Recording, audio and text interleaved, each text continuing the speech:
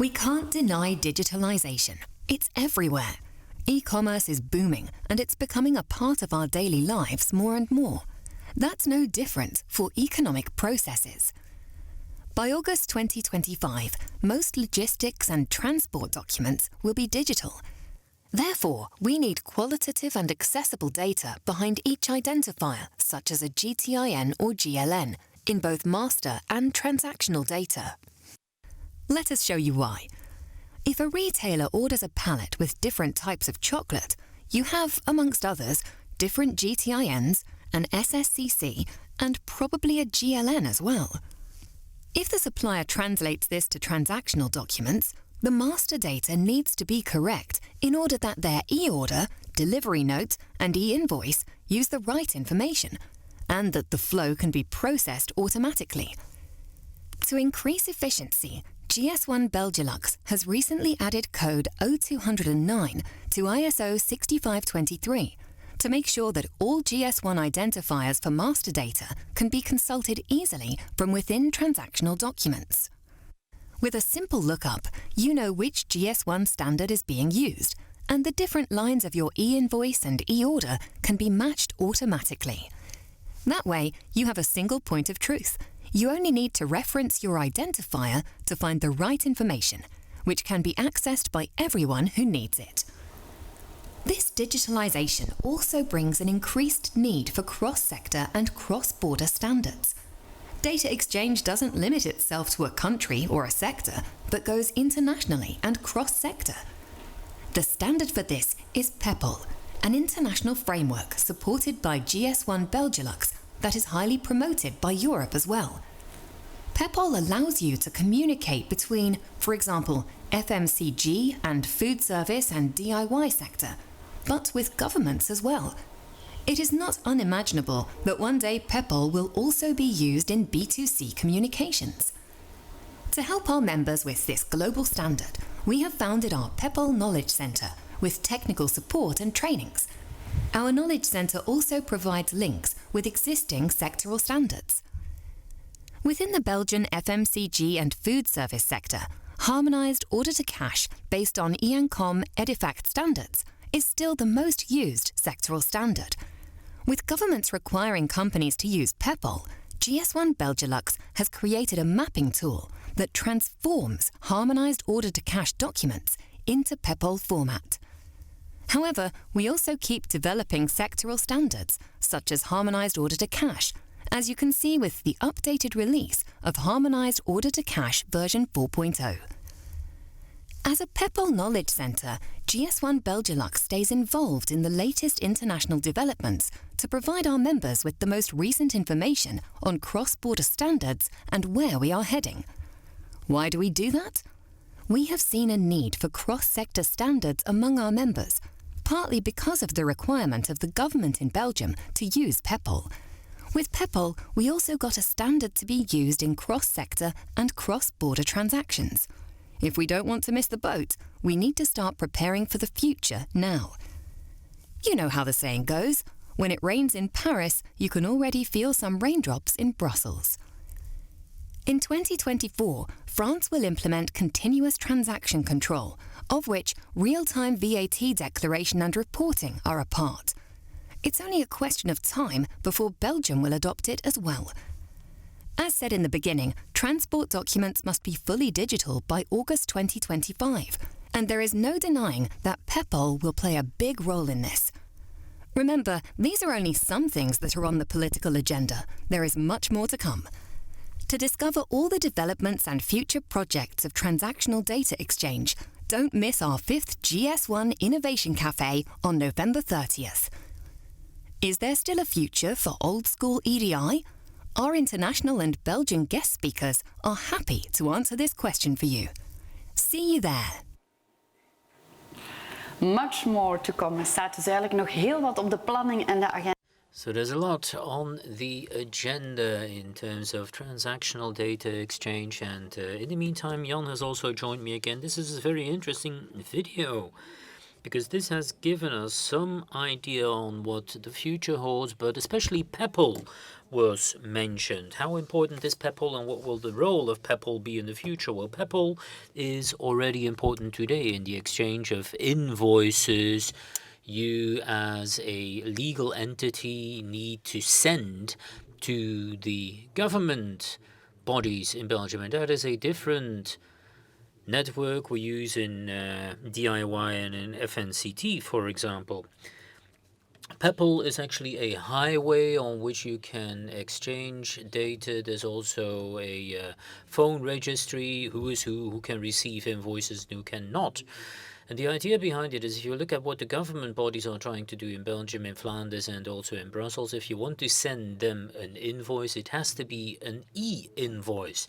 And everybody knows what the advantages are. That is eco-friendly, quicker, and it can also be automatically integrated in a bookkeeping program. And a few years ago, together with our board of managers and directors, we saw that this was coming, that the old EDI standard was still doing okay in DIY, but also in food service. We see that this is still being used very well, and this has been used for 20 or 30 years, even before the regulations were introduced. So the entire order-to-cash process, from the e-order up to the e-delivery note and the e-invoice, can be used to quickly exchange information on the most important process in doing commerce, making sure that you receive an order and also making sure that you are paid in the end electronically. So the EDI we saw in ED Fact, for example, and the language behind it will still be used for quite some time. But with the board, we felt that we needed to expand our knowledge in different fields, because we see, for example, that the EU is now preparing new legislation, starting with the governments, but also in B2B and B2C applications. In the near future, we do expect quite some changes in that respect as well. And those changes will be mostly on the content of the invoice, which will be predetermined by the EU, and of course also the way in which you will be exchanging that information and that invoice. And as you could see in the video, we are trying to prepare the community, we are trying to study well, we are trying to make sure that the stakeholders meet each other and can talk to one another to know what way we need to head in the future. So PEPL will be like a highway, a motorway that will play a very important role in the future. Today there's an invoice from Coca-Cola being sent to Colruyt, for example, but in the future the standard will also be applicable on a invoice from Colruyt to the government or to the consumers. And that's what we are thinking about, and the government bodies are also thinking about developing a new standard for those invoices. And that means that the invoice as we know it today in EDI is mono-sector, so for one sector only, and that should become a cross-sector invoice. And there's still a lot to be done.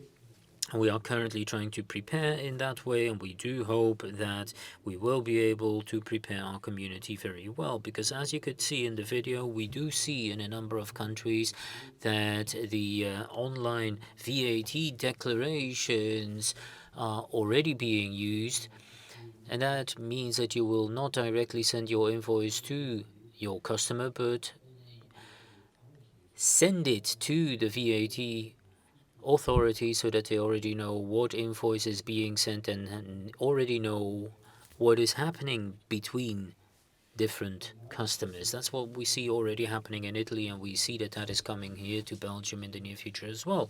We do have the knowledge and know-how in the GS1 community on how to prepare for this and how to put this in practice. So you are clearly preparing very well, not only for yourselves, but also for all the people watching us today. We were talking about digitalization, but what will then be the impact on logistics? Well, I think we've also clearly mentioned that in the video. We do expect a further digitalization of the logistical sector. A lot has already happened, but still we do see that in other countries people are moving more quickly than we are. Just the ECMR, to use an example, the freight node, we do expect that by 2025 all those documents will also be digital. In Belgium, in our regions, we see that we are still lagging behind in validating that, even though the sector notices that digitalization can lead to more efficiency and more speed in the entire process.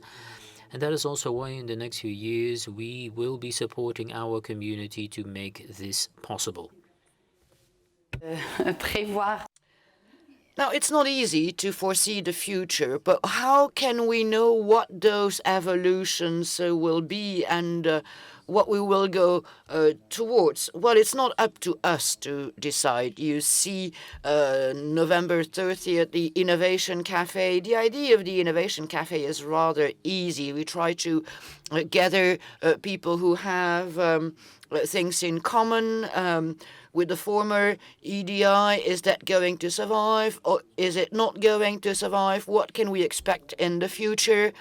And so we try to have this debate inside our own community with more stakeholders in order to facilitate our future strategy. It's not up to us to decide, but we try to have the inputs of all the major stakeholders in order to have a good overview of the direction in which we need to go in this order-to-cash process, because this is the most important process in the trade. Well, thank you very much. This looks really clear, and you seem to be ready to start. Heel interessant, dus wil Thank you very much, Jan. So the 5th GS1 Innovation Cafe sounds worthwhile, so you definitely don't want to miss out on that. In the near future, you will find more about the future of EDI. If we look even further ahead, we will be talking about the digital product passport, and for that, we also have a 6th Innovation Cafe. But maybe we can already tell you something about it, and we will do so with Francesca Poiali, the Chief Public Officer at GS1 Global, and François Depré, CEO at GS1 in France.